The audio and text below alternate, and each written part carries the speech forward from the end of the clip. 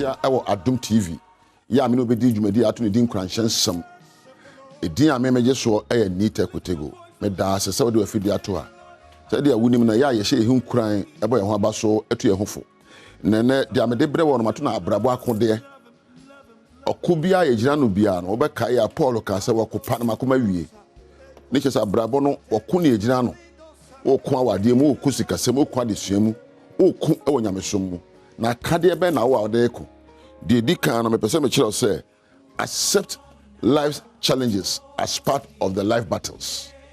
Accept the challenges of life as part of the battles.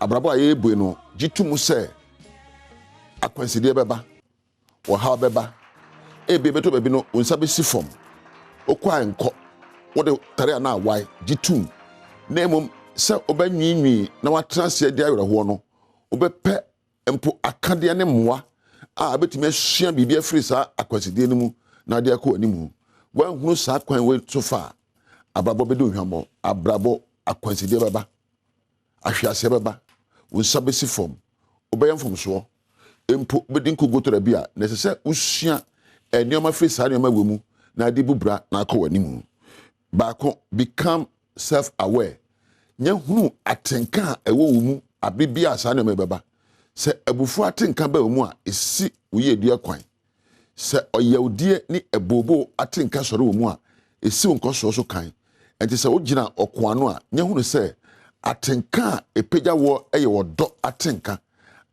epeja wo eye se obehye hodne atenka epeja wo se obenya kuduro sa atenka we ena betime gina wokoano edi abrabo ebuso nkudim ti abribia no hwehwe omu na hunu ade a ekoso omu atenka edi hini owo mu na ka kire abufuo ni oyawdie na yoro wo se mo kama akode ho na mo wodo akuduro na hohyeso ena ka makode ho. In fact, the third thing is to know who you really are. There's a who ni pa wo yo. You can only become who you want to be when you know who you really are. How you have dealt with life so far is who you are today. And you ma why na anu nyina no ne wonde. Etu who ni pa wo ye na anu no a. Mo hu ni a opese wo ye ne ne. Na wo ye nipa foforo wo kira. Try to be better than what you were yesterday.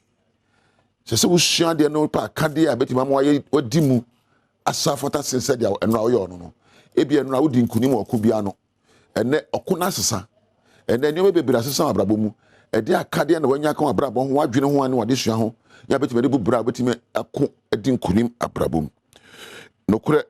You cannot become what you already are. Nya wote dada no wotime ka so meti say sana mete abrabo ye boye akoyanim enti ade achi bia sesa osisemu na ebi fufuro ema wabrabo ade ba ko so ampese me ka kire wo no say find the truth penokure abrabo nokure ne dibubra what da ya say na wo bonsam no wo ya dede ni enti wo ya dede ni bia ne say wo ya bonsam obonsam ni nkunim enti penokure wo abrabom penokure wo adesuamu penokure wo dwuma wo yenum penokure wo nkitahodie mu penokure eda woni ya di nkunim akoma so a wo de bubra na say nokure no ososo fabu ho bra na kanokure awie nkunimdie. Now the fifth thing create your own life vision and mission. Your vision looks at where you are going in the future. Your vision looks at your knowledge level. Your vision looks at your family, your health, relationships, and even relationship. Your vision looks at your skills and where you want to go in the future. You can vision, baby. And you can mission how you want to get to where you are going. Kwan ben so na befa so edin kunim. One, we vision is obedi abrabo so nkunim. Se say opa kan de nyansa. Any emposuan hunu. Eno na your vision. Baby amede ma abrabo akodache.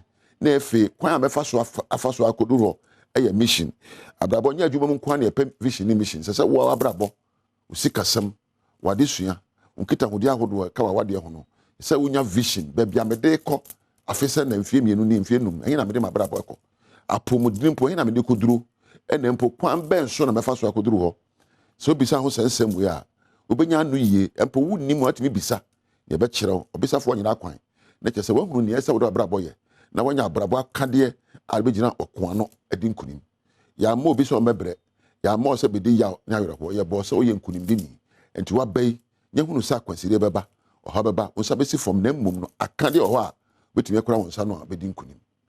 Ahana pesa bi no esie ane nia aka akyire de bebrɛ wɔ Adom TV dwumadi a wohwɛ yɛ mpo Nkuranhyensem me a mede ho kyia me edi am yeso ɛyɛ nita kwetego me da ase kɔso ahwɛ Adom TV woni onyame ntena